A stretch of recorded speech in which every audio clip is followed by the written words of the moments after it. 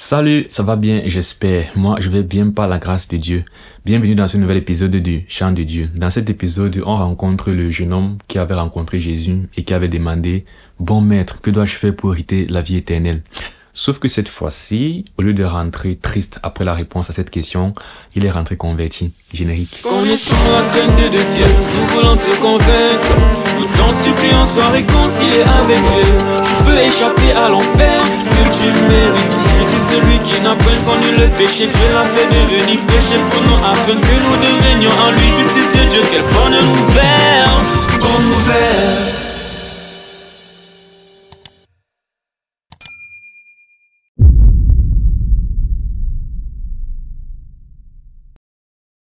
Donc malheureusement, Oui, c'est comme ça ici. J'ai remarqué ça, c'est la quatrième fois peut-être que je suis ici.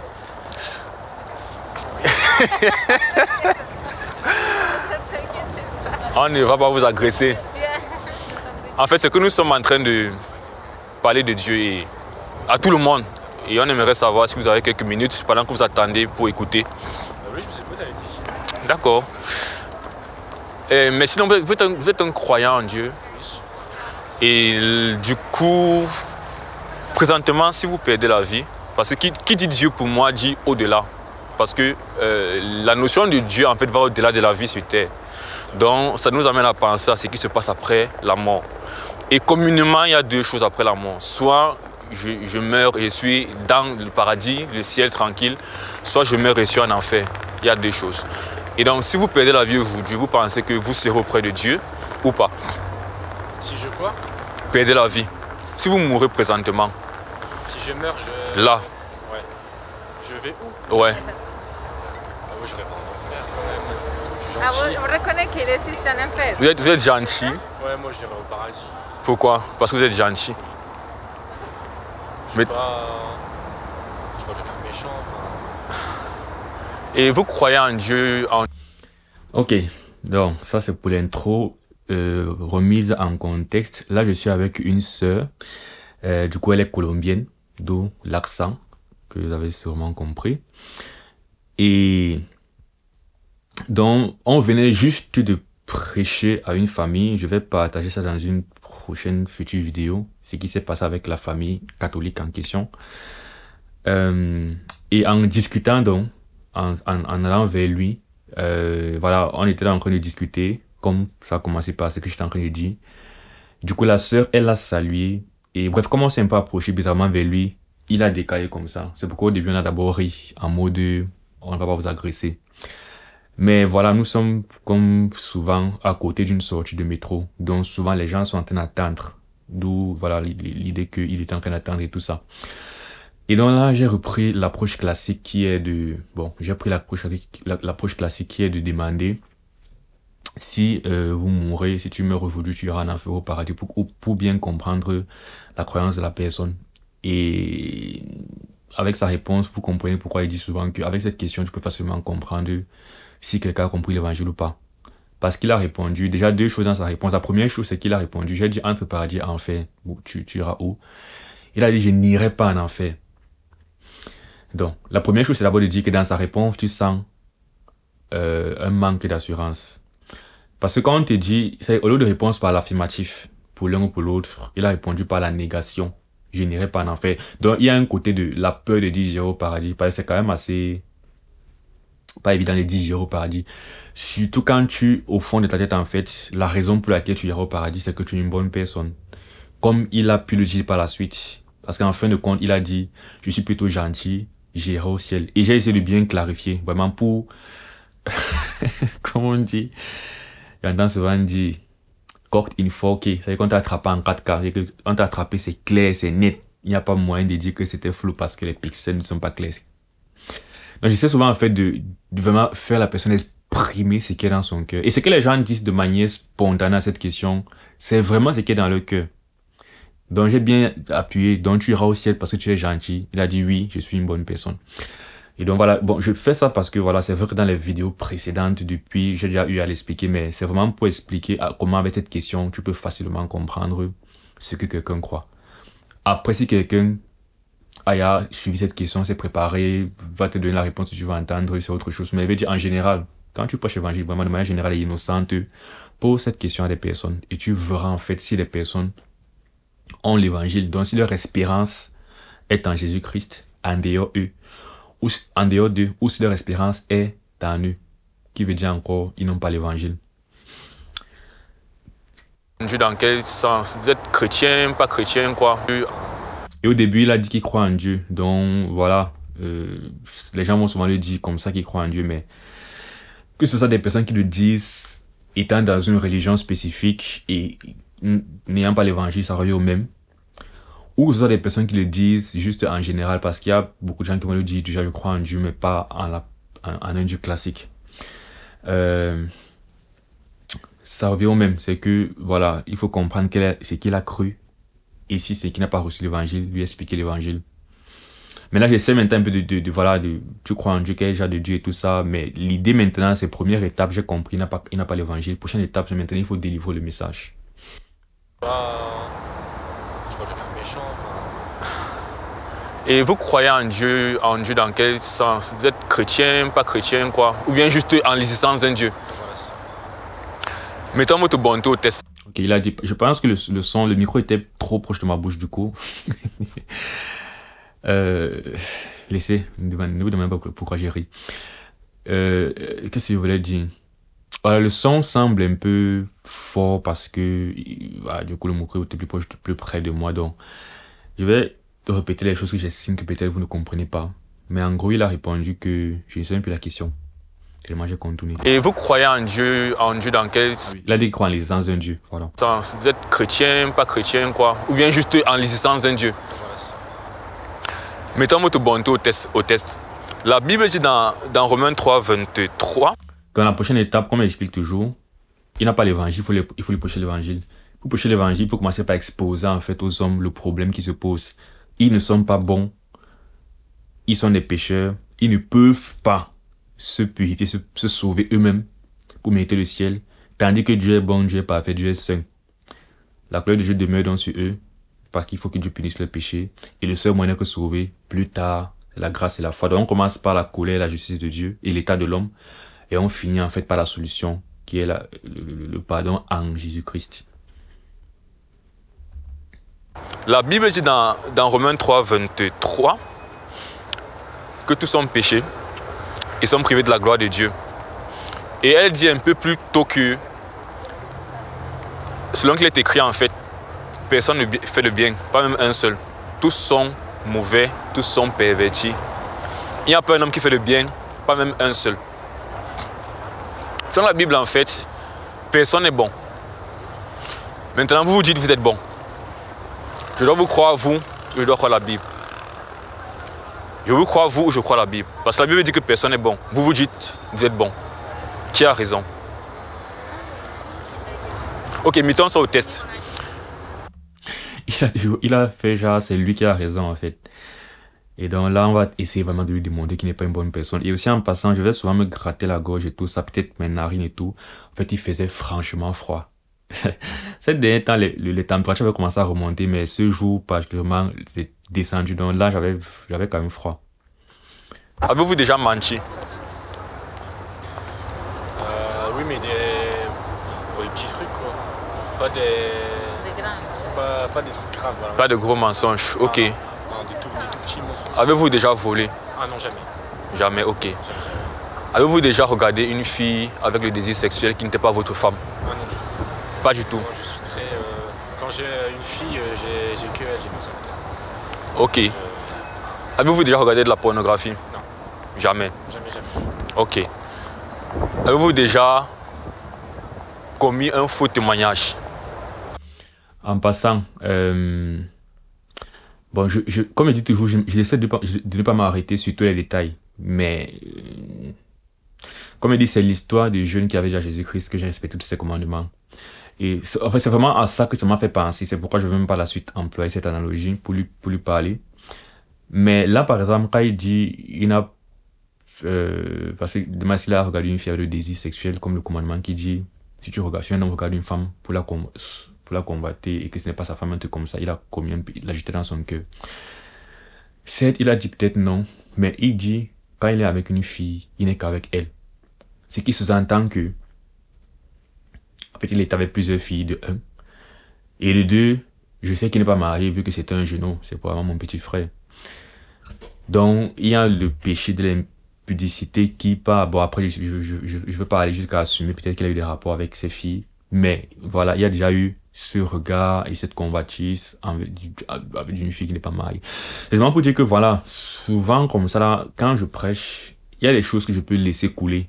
Mais c'est pas que je suis pas conscient ou que j'ai pas suivi. C'est que je sais, mais c'est pas très pertinent à cet instant de s'arrêter sur ce détail forcément.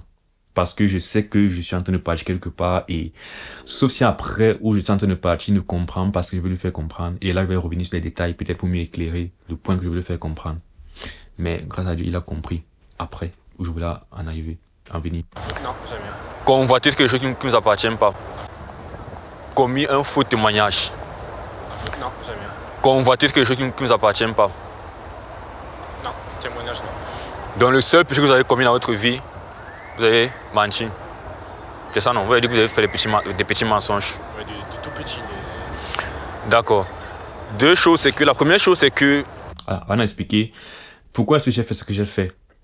C'est une méthode d'évaluation aussi que j'ai vu un monsieur aux États-Unis faire. Mais en fait, la Bible dit que la loi en fait est parue. Je pense que c'est pour 2 raisons. Une des raisons de la loi en fait, c'était un pédagogue pour nous conduire jusqu'à Christ. Et l'autre raison de la loi en fait, c'est pour nous démontrer en fait que nous sommes des pécheurs. Pour que nous tous nous fermions la bouche et que nous sommes tous, je paraphrase, nous nous tournions tous vers la miséricorde de Dieu. Donc le but de la loi n'était pas en fait qu'elle soit respectée parce qu'il était impossible qu'on soit sauvé par la loi. Mais le but de la loi en fait c'est, comme il dit, d'une part ça nous conduit à Christ parce qu'effectivement quand on se rend compte qu'on ne peut pas la respecter, on aura besoin d'un sauveur d'une part. Mais d'autre part il y a vraiment ce côté de, c'est pour nous montrer que nous sommes mauvais. Donc quand je lui cite ces péchés, je dis fait ça, c'est pas comme si moi je suis mieux que lui ou quoi que ce soit. Parce que quelqu'un pourrait dire que mais pourquoi tu commences à citer les péchés un peu comme si non. J'ai cité certains péchés, j'ai cité le 6e, tu ne tueras pas.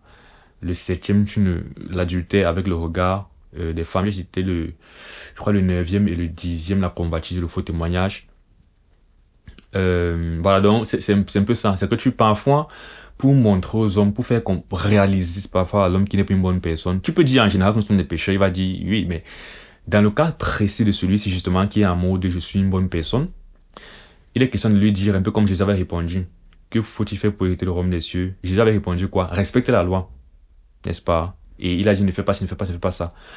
Et dans lui, exactement comme le jeune homme, il me répond. En gros, s'il faut semer sa réponse, c'est que j'ai respecté la loi en fait. C'est vraiment cette démarche que j'ai prise avec lui, lui montrer la loi.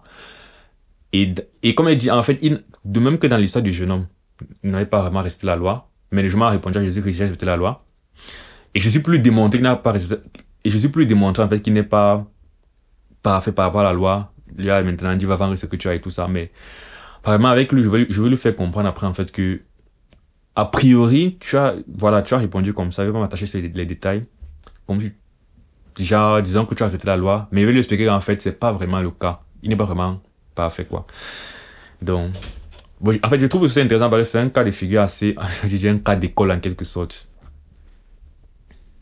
Pour Dieu, en fait, la raison pour laquelle nous sommes pour Dieu, deux choses, c'est que la première chose, c'est que pour Dieu, en fait, la raison pour laquelle nous sommes dans le monde aujourd'hui avec les famines, les guerres et tout, en fait, la souffrance humaine, c'est parce qu'il avait dit à Adam et à Ève de ne pas toucher un fruit. Ils l'ont touché. Et puis Dieu a ouvert l'enfer. Il les a chassés du jardin. C'est pour dire en fait que pour Dieu, la gravité du péché importe très peu.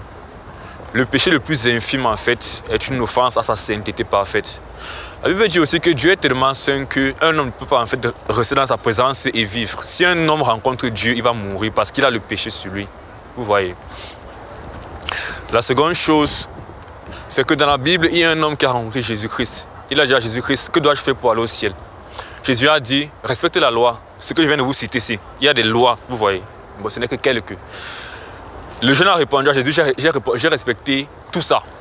Que dois-je maintenant faire alors? Je suis prêt. Jésus a dit, vends tout ce que tu as, donne-le aux pauvres et viens, tu me suis. Et la personne n'a pas pu le faire. Jésus a fait comprendre qu'en fait, tu n'es pas vraiment prêt en fait à entrer au ciel parce que tu as encore cet attachement en fait à tes richesses. Et la réponse bonne n'est pas que je dois tout vendre pour entrer au ciel en fait. Mais ce que je voulais faire comprendre au jeune homme, c'est que il est impossible de mériter le ciel. Vous voyez? Parce que le standard pour être au ciel, c'est la perfection que nous n'avons pas.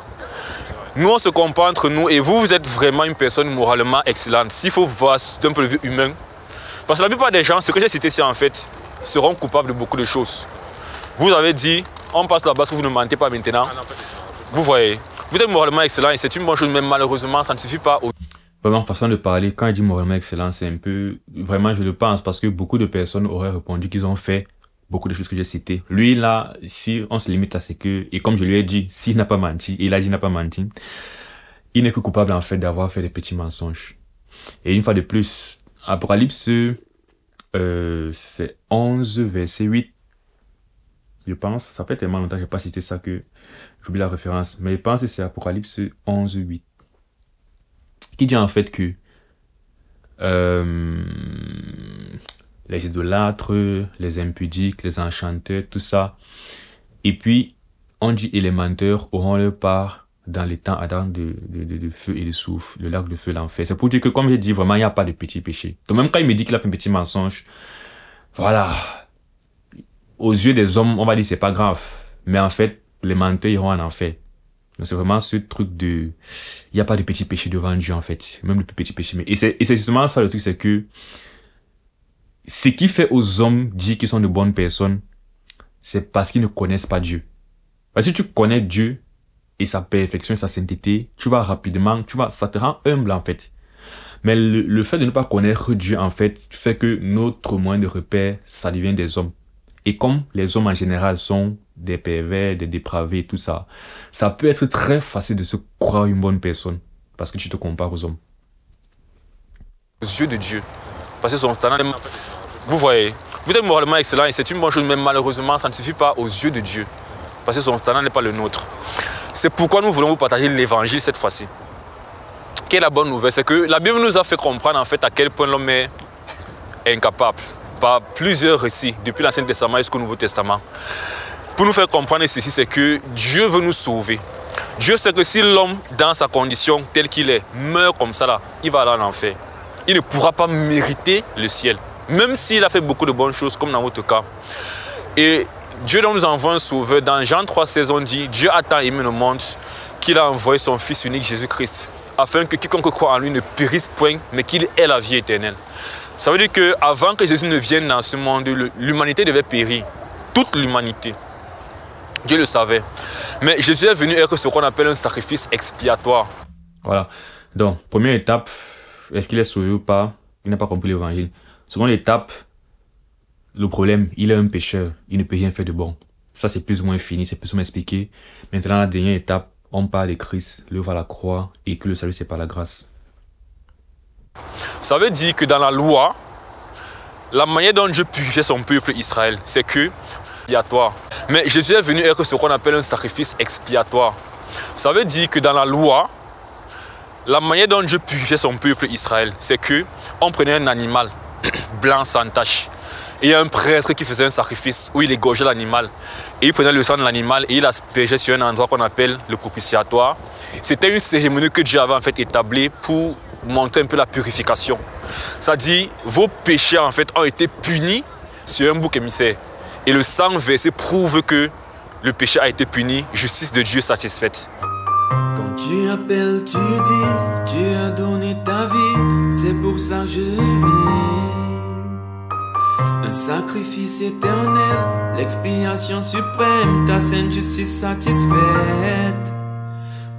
Mais après, quand Jésus est venu, on nous a révélé qu'il est impossible que le sang d'un animal purifie un être humain. Ce n'est pas équitable. Donc le but de Jésus-Christ quand il vient sur terre, c'est d'être lui-même l'animal ou bien le sacrifice expiatoire pour le salut des hommes. Quel amour, amour sacrificiel. Quel sacrifice, sacrifice expiatoire. Le summum de l'amour, le châtiment que j'ai mérité est tombé sur Christ, le Fils de Dieu. Oh! Agneau de Dieu, mal sans tache qui ôte le péché. Sacrifice puissant et sacrifice suffisant. Le prix de mon rachat, le prix de mon péché. Tu l'as payé à la croix pour moi, tu t'es dépouillé. Et donc le salut, ou bien la mort de Jésus-Christ en fait, n'est pas un accident. C'est pas que Jésus est venu dans le monde et par accident, oups, les Romains l'ont tué. Non, mais Dieu en fait, dans son plan pour sauver l'humanité en fait, a dit, il n'y a que le sang, il n'y a que mon fils en fait qui est capable de mourir et de payer en fait pour les péchés de toute l'humanité. C'est lui qui est capable de le faire. C'est que s'il meurt, ce sera un échange équitable pour le salut de l'humanité. Et dans le message de l'Évangile, ça veut dire que si nous croyons que Jésus-Christ est mort et ressuscité pour notre salut, c'est là qu'on reçoit le pardon. Et quelle est la différence avec ce que vous avez d'abord dit, c'est que à ce moment, le salut n'est pas par les œuvres. Donc j'ai réussi à être une bonne personne, mais parce que c'est impossible. Mais le salut, c'est par la grâce.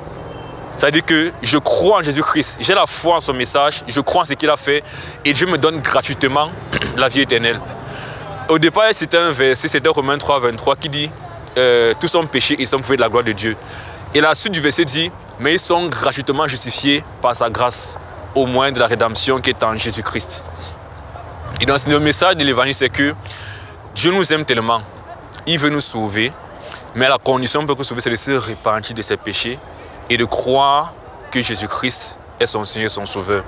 Et si on le fait sincèrement, Dieu nous donne la vie éternelle et il nous donne son Saint-Esprit qui nous transforme, vous voyez.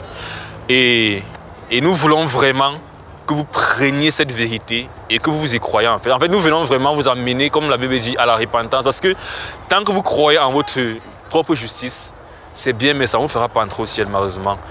Et voilà, moi, en fait, c'est ça notre message. Est-ce que vous y croyez? Qu'est-ce que ça évoque en vous, ce message? Ça évoque quoi en vous? Est-ce que Bref, est-ce que vous voulez recevoir ce message ou pas du tout? Vous voulez vraiment le recevoir? Ok, dans ce cas, je propose que nous prions. Donc il a fait, bon, oui quoi. Ensemble. Il était, et bon, j'ai apprécié ce jeune homme que j'ai fini par tutoyer. Parce que malgré ses réponses de « je suis une bonne personne et tout », ce n'était pas avec arrogance. C'était qu'il pensait vraiment qu'il est une bonne personne. Genre, vraiment, comme il dit une fois de plus, si je ne connais pas ton standard, ce sont les hommes. Par comparaison, c'est une personne qui a une bonne morale et tout ça. Donc après, voilà, ça reste quelqu'un qui était vraiment ouvert. Et une fois de plus, il y avait la notion de « je crois en Dieu ». Donc, il y a des personnes comme ça qui, comme Corneille par exemple, croient en Dieu et de leur maximum font le bien comme ils peuvent. Voilà, et ils ont besoin de comprendre l'évangile pour... Voilà, c'est pas des gens qui sont forcément rebelles d'une certaine manière. Bon, tous les hommes sont rebelles à Dieu de nature, mais il y a des gens qui sont moins rebelles que d'autres et qui sont plus disposés, n'est-ce pas? C'est aussi ça la grâce de Dieu. La Bible parle dans Jean 1 du fait que... Jean 3, je pense. Jean 1 ou Jean 3. Jean 1, je pense. Que la lumière vient dans le monde, les hommes ne l'ont pas reçu parce que... Comment les passages classiques comme ça, je commence à les confondre, les références. Que la lumière venait dans le monde et les hommes ne l'ont pas reçu parce que les œuvres étaient mauvaises. Mais après, le passage explique en fait que ceux qui aiment la lumière en fait vont vers la lumière. Et ceux qui n'aiment pas la lumière restent dans les ténèbres. Ça veut dire qu'il y a deux types de personnes quand, à l'écoute de la parole de Dieu et de la vérité, il y a deux types de personnes. À la base, tous les hommes sont des pécheurs, tous les hommes sont mauvais. Mais les hommes réagissent différemment à la vérité. Il y a certains qui, quand ils entendent la vérité, ils vont vers la lumière. D'autres, quand ils entendent la vérité, ils se fâchent et ils restent dans les ténèbres. Et c'est ce qui explique le genre de différentes réactions à la parole. Bref, pour dire que moi j'ai rendu grâce à Dieu pour son ouverture d'esprit. Après maintenant, le travail dans son cœur, la vraie conversion, tout ça, c'est encore une autre étape que Dieu seul voit.